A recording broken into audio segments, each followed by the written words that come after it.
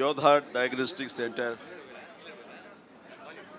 ఈ ప్రారంభోత్సవానికి ఇచ్చేసినటువంటి మంత్రివర్యులు, నా మిత్రులు, నా శ్రేయోభిలాషి దామోదర్ రాజనరసింహ గారికి, అలాగే వేదిక మీద ఉన్న ఇతర పెద్దలకు, అలాగే నా తమ్ముడు కంచర్ల సుధాకర్ ఈ రోజున ఇంత పెద్ద ఎత్తున తన మరో బ్రాంచ్ని ఇక్కడ మాదాపూర్లో ఓపెన్ చేయడం అనేది చాలా సంతోషం, చాలా శుభపరిణామం. తన ఐడియాలజీ నాకు తెలుసు.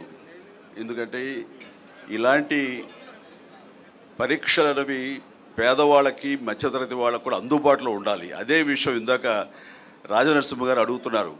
ఇది వాళ్ళకి అందుబాటులో ఉంటేనే దీని ప్రయోజకత్వం, దీని యొక్క అల్టిమేట్ ఎయిమ్ అది. దానికి రీచ్ అయ్యేలా నువ్వు ప్రయత్నాలు చేయాలంటే దానికి సమాధానం సుధాకర్ ఏం చెప్పలేకపోయాడు. అలాగే సార్ అంటూ నేను చెప్తున్నాను.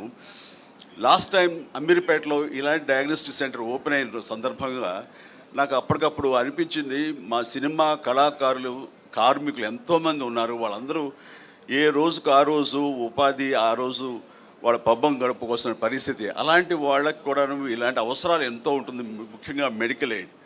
నేను స్టేజ్ మీద ఇలాగే మాట్లాడుతూ అప్పటికప్పుడు సుధాకర్ నువ్వు రమ్మనగానే వచ్చాను, కానీ వచ్చిన పర్పస్ ఏంటంటే నేను అడగాలనుకున్నది, మా సినిమా కార్మికులకు ఏదైనా వెసులుబాటు ఉందా, ఏదైనా సరే ఇంత హై ఎండ్ ఈ మెడికల్ టెస్ట్ సంబంధించిన ఏమైనా సరే మాకు అందుబాటుకు రాగలవా ఇవ్వగలవా అని అడిగాను. ఖచ్చితంగా ఇస్తాను చెప్పండి అన్నయ్య అని అన్నాడు. నన్ను అన్నయ్య అని పిలుస్తాను, నా తమ్ముళ్ళు అంటువాడు కాబట్టి. వెంటనే దాదాపుగా తన అన్న మాట ప్రకారం 14,000 మంది సినిమా కార్మికులకు చిరంజీవి చారిటబుల్ ట్రస్ట్ అండ్ యోధా డయాగ్నోస్టిక్ సెంటర్ సంయుక్తంగా కొన్ని కార్డులు ఇవ్వడం జరిగింది.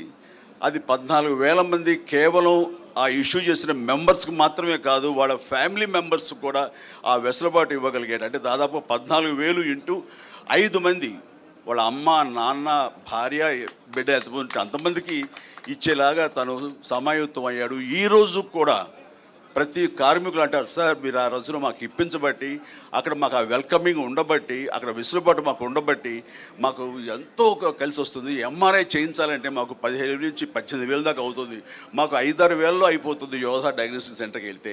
ఇదంతా కలిపి ఆయన సుధాకర్ పెద్ద మనసు, అలాగే నా ప్రయత్నం ఇవన్నీ కూడా దోహదపడ్డాయని వాళ్ళు చాలా సంతోషిస్తున్నారు. దానికి తాము వంతు కృషిగా చేయటం అన్నది, సామాజిక స్పృహ ఉండటం అన్నది నాకు అతని పట్ల అపారమైనటువంటి గౌరవం ఉంది.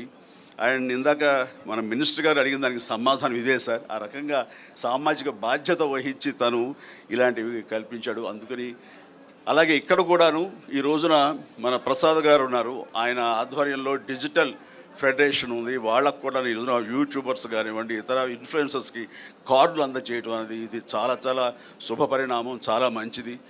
ఇలాంటివన్నీ కూడాను పేదలకు కూడా అందుబాటులో రావటం అనేది నేను మనస్ఫూర్తిగా హర్షిస్తూ ఇలాంటి సెంటర్స్ మరెన్నో చేయాలి. ఎందుకంటే అతనికి వ్యాపార దక్షత నా గురించి నాకు తెలుసు. అమెరికాలో తను ఎంతగా వ్యాపారం, తను బిజినెస్ మ్యాన్గా ఒక కార్పొరేట్గా అక్కడ ఉన్నాడో తెలుసు. కేవలం తను డబ్బు సంపాదన కోసం అయితే కనుక అమెరికా కంటే ఇక్కడేమి వయబిలిటీ కాదు. అలాంటి అమెరికాని కాదనుకుని అక్కడి నుంచి ఇక్కడికి వచ్చి ఈ రకమైనటువంటి